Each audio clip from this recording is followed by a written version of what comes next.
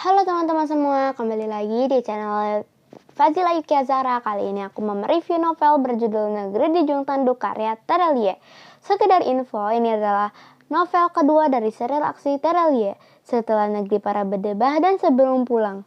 Ini adalah novel yang sangat seru bertema politik. Tokoh utamanya masih Thomas Hongli yang di Negeri Para Berdebah itu loh. Di negeri di ujung tanduk, kehidupan semakin rusak. Bukan karena orang jahat semakin banyak, tapi semakin banyak orang yang memilih tidak peduli lagi. Di negeri di ujung tanduk, para penipu menjadi pemimpin, para pengkhianat menjadi pujaan. Bukan karena tidak ada lagi yang memiliki teladan, tapi mereka memutuskan menutup mata dan memilih hidup sebahagia sendirian.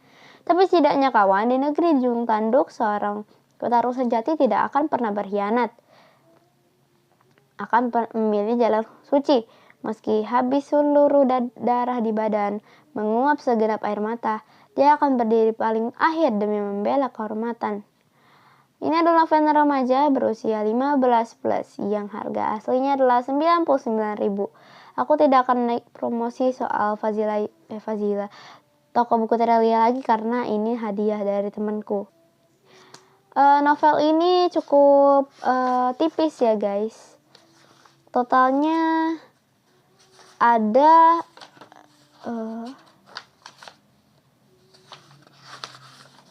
totalnya ada 360 halaman dengan ukuran 20 cm. Mari kita bahas ceritanya. Kalian pasti masih ingat Thomas kalau kalian yang membaca Negeri Para Berdebah di buku sebelumnya, atau yang udah nonton review aku Negeri Para Berdebah, kalian akan tahu apa itu Thomas. Siapa itu Thomas? Dia adalah konsultan keuangan top dunia yang sebenarnya dia bukan konsultan keuangan biasa, tapi dia mengurus dunia hitam alias mafia alias shadow economy. Dia juga adalah seorang petinju yang sangat kuat. Di awal episode dari novel ini aja judulnya Tinju Kanan Peruntuk Temboknya Thomas. Nah, kalau di buku sebelumnya dia adalah seorang konsultan keuangan, di sini dia malah jadi konsultan politik. Padahal di buku sebelumnya dia jelasin kalau dia sebenarnya nggak tertarik dengan politik. Terus kenapa di sini bisa jadi politik ya? Oke, di sini adalah novel yang lumayan seru. Jadi ceritanya adalah Thomas ini kan lagi ikut lomba petinju di Macau, dan dia pun pas mau pulang dengan kapal barunya yang dibawa oleh Opa dan Kadek, tiba-tiba ada wartawan bernama Mariam yang menghampiri yacht tersebut, kemudian mewawancarai Thomas. Belum lama setiba di Hong Kong, tiba-tiba kapal itu terstop oleh anti-teroris SAR Hong Kong dan pemimpinnya bernama Detektif Liu.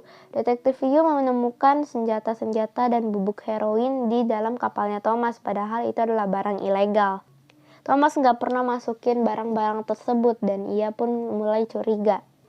Saat kembali pulang menuju Indonesia, dia ditelepon oleh kliennya yaitu JD. JD ini adalah capres atau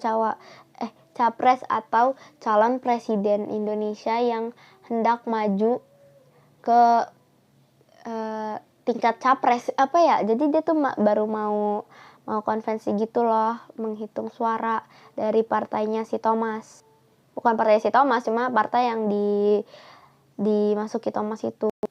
Dan ternyata Thomas juga nyadar si JD ini juga terima banyak banget telepon teror dari orang-orang yang membenci JD. Jadi yang musuhnya JD lah yang melawan, yang mendukung lawan gitu. Padahal konvensi di Bali tinggal beberapa hari lagi. Seperti biasa, Thomas yang harus menuruti semua kemauannya itu akhirnya berusaha untuk berbagai cara agar bisa menyelamatkan JD, termasuk dengan menghubungi Om Lim di penjara bersama Mariam dan berbagai hal gila lainnya. Ternyata JD tetap ditangkap, tapi Thomas berusaha agar JD bisa keluar dari penjara dengan sifat yang menyebalkannya itu, menghalalkan segala cara. Tapi berkat kepintarannya Thomas, akhirnya JD berhasil keluar dari penjara dan Thomas malah duar. Thomas malah bertemu dengan Tuan Shin Pei yang hantu masa lalunya itu.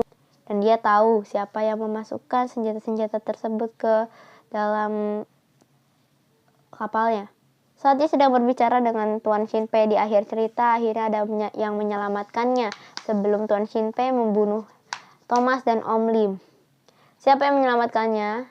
Kalian baca sendiri di buku ini. Kira-kira siapa ya? Dan kalian kenal Lee atau Lee itu? Dia adalah lawannya Thomas saat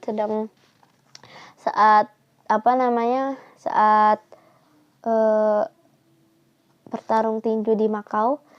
Dan Lee juga menyelamatkan Thomas, Mariam, Opa, dan Kadek waktu ditangkap gara-gara bubuk heroin itu.